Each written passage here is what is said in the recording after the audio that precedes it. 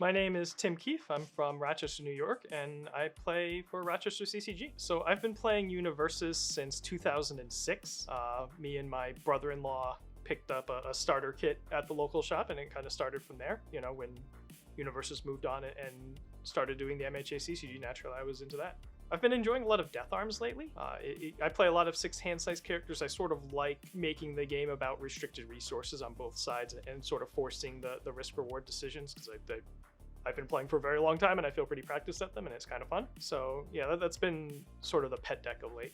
I really like the fact that MHA CCG isn't about a singular monolithic thing like card advantage. A lot of card games are just about card advantage, right? Drawing cards matters, but it's also the quality of your cards. It's also, you know, timing and making judgment calls, and there's just so many different aspects that you're working on that it's not just, you know, a straightforward draw one card, try to make the most of your cards, use cards to get more cards game.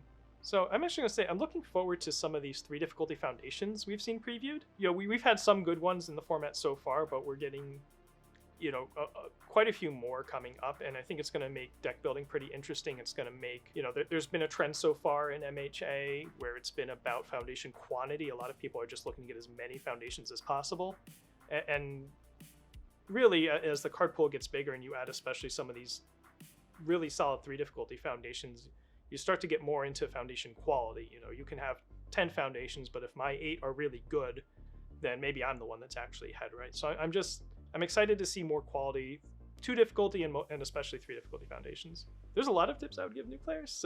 Though I guess where I would start is to just, you know, when you're first playing, try to think about what kind of turn that you're having.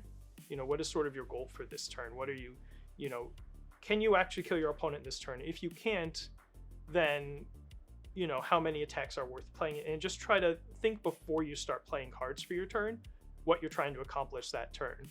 Because I see a lot of new players sort of go 1 card at a time, and they walk themselves into these really dangerous situations where they could have looked at their hand and they knew they weren't going to win, but over the course of the turn, they just played 1 attack and then 1 attack and then 1 attack, and they just kept going, and then they're just completely exposed and they die on turn 3 or something. I would pay off my car.